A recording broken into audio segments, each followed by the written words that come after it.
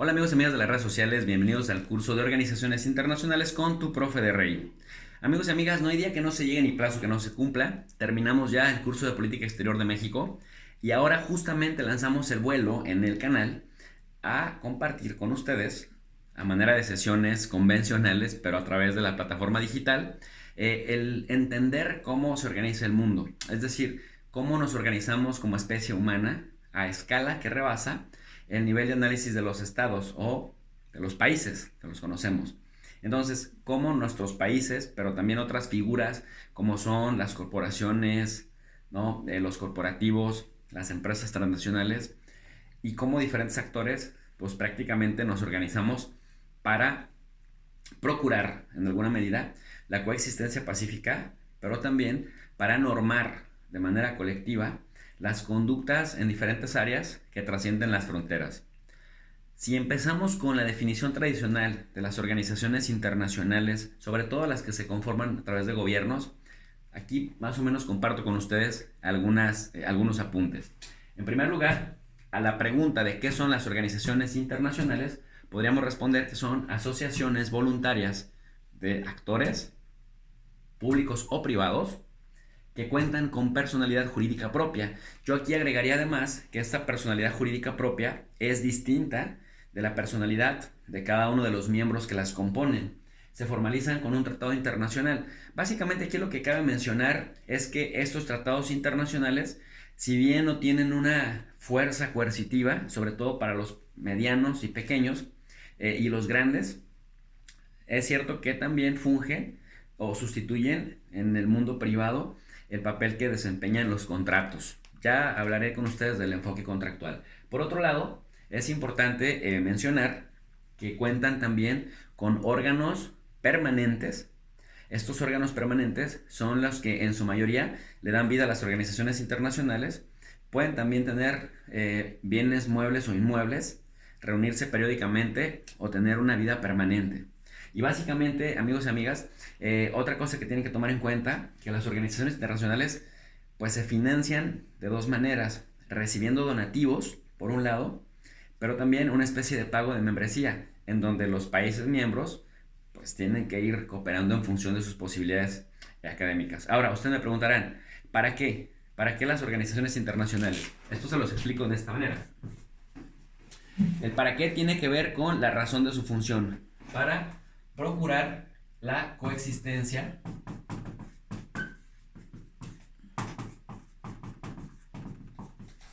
pacífica. Hoy en día, en pleno 2020, los países, los ejércitos, los gobiernos de alcance mundial, como China, Estados Unidos, Rusia, ¿no? El club de los países nucleares, tienen capacidad para acabar con este mundo hasta 10 veces. Es decir, si Hiroshima y Nagasaki, si estas bombas que mataron a 250,000 personas de un golpe y a 180,000 personas de otro en las ciudades japonesas allá por 1945, su fuerza, su capacidad destructiva se medía en kilotones, 13 kilotones una bomba y 18 kilotones la otra. Hoy en día las ojivas nucleares básicamente se pueden contabilizar en teratones. ¿Y esto qué significa? Que si hacemos un poco la equivalencia con los bytes de las computadoras, el kilo, el mega, el giga y el tera, pero esto lo ponemos en una capacidad explosiva, podemos darnos cuenta entonces que la humanidad vive en un constante peligro de autodestrucción. ¿Por qué es importante la coexistencia pacífica?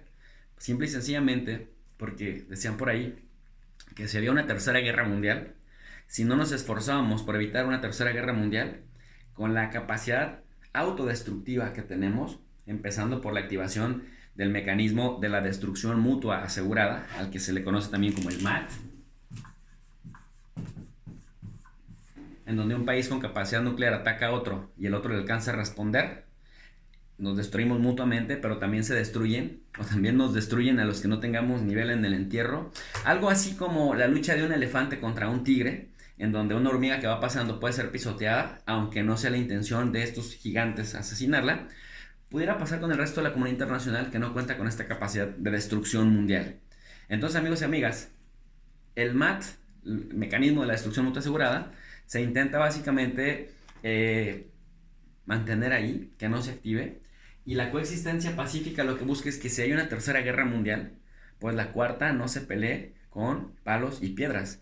De hecho, lo que se intenta evitar es que haya una tercera guerra mundial. A esto le llamamos entonces coexistencia pacífica.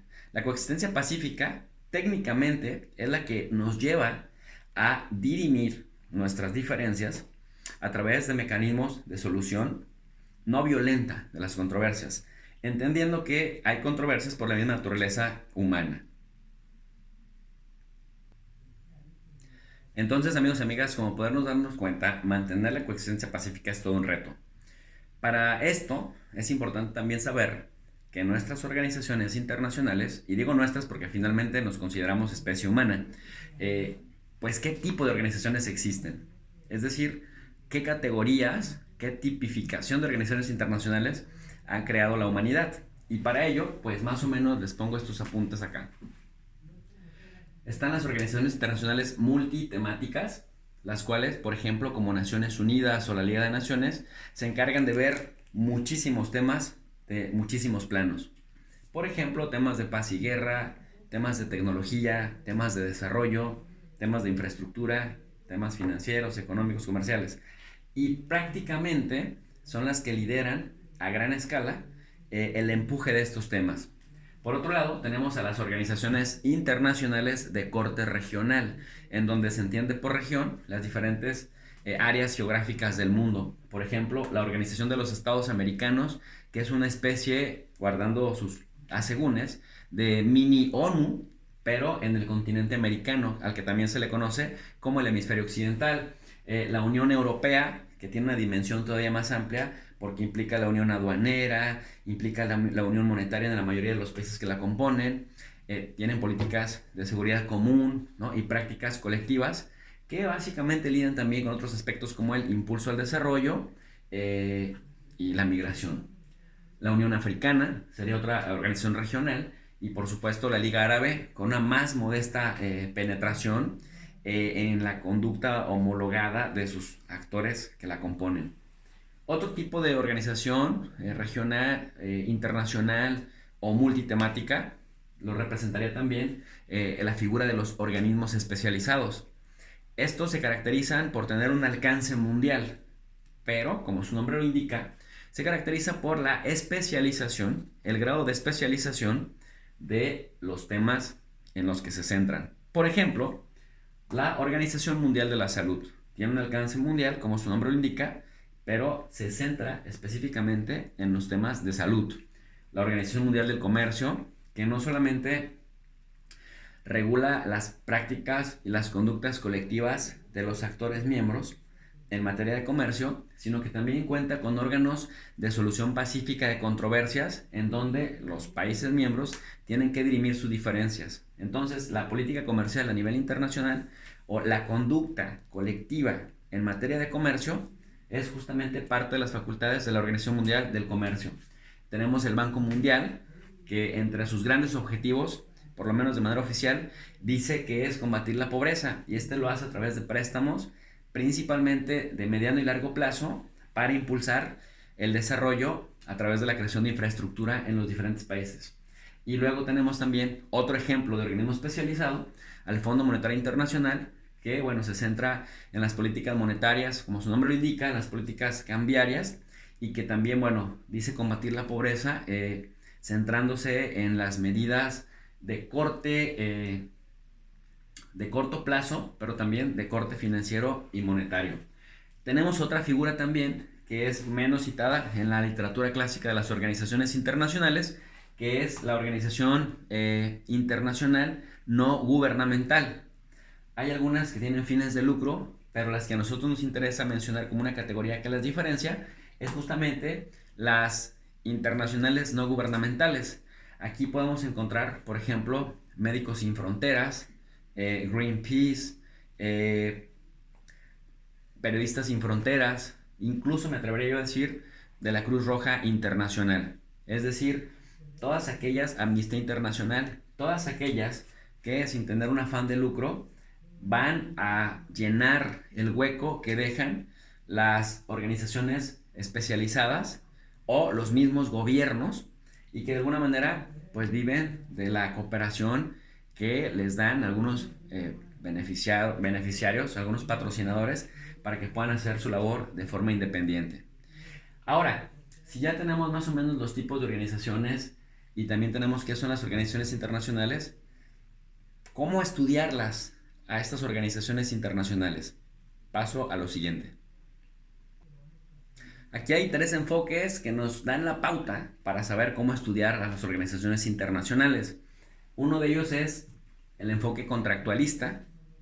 Parece complejo de entender, pero básicamente el contractualismo nos indica que en las organizaciones internacionales hay una conducta muy parecida a cómo se mueven, digamos, los trabajadores dentro de sus empresas o los corporativos o las corporaciones multinacionales cuando contratan a otros que les proveen servicios.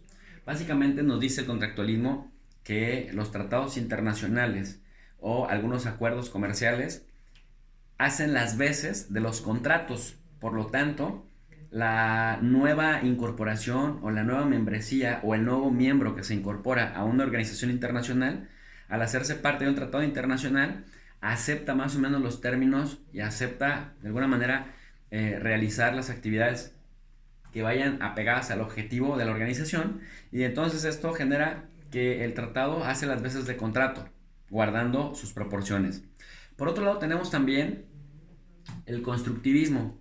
El constructivismo básicamente habla de la construcción entre la práctica de un actor, de un miembro, y la organización de la que forma parte, cómo se constituyen mutuamente. Es decir, una organización tiene sentido cuando los miembros, a través de su comportamiento cotidiano, construyen protocolos de acción en función de los grandes objetivos de la organización. Por lo tanto, hay una mutua constitución, porque la organización le dice al actor, al nuevo miembro, cómo comportarse, pero gracias a que éste se comporta como la organización requiere, entonces hay una simbiosis entre ambas. Por otro lado, hay una práctica que determina cómo el actor nuevo se va a comportar. Y en ese sentido, el constructivismo nos indica que el nuevo actor va a adquirir esta nueva identidad. La nueva identidad que hace parte de la, digamos, del engranaje de la organización. Miren, me explico. Por ejemplo, la Unión Europea. La Unión Europea tiene ciertos requisitos para que no cualquier país europeo pueda ingresar. El país nuevo que quiera ingresar a la Unión Europea tiene que estar dispuesto, no siempre, pero en su mayoría, a ser parte de la moneda común, a ser parte del mercado común. Tiene que tener estabilidad económica, si no pregúntenle a España o a Grecia, por ejemplo, o a Irlanda. Tiene que cumplir en su mayoría con los requisitos para luego, una vez que entra, por ejemplo, esto le sucedió también a Rumania y a Bulgaria, tener esta identidad del europeo que hace parte de la Unión Europea.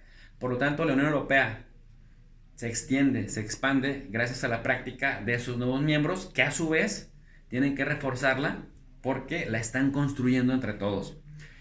Finalmente, el institucionalismo. El institucionalismo viene por allá de inicios del siglo XX y es un enfoque que postula que la paz, que la coexistencia pacífica del mundo depende más allá de los estados o de los individuos, de la construcción de instituciones. Y postula que en la medida que las instituciones sean fuertes, estas trascienden la vida del ser humano. Y entre más fuerte sea la institución, más débil o más innecesario puede ser el sujeto. Pero en la medida que los sujetos sean fuertes, las instituciones son débiles. El riesgo de esto es que cuando los sujetos se mueren las instituciones.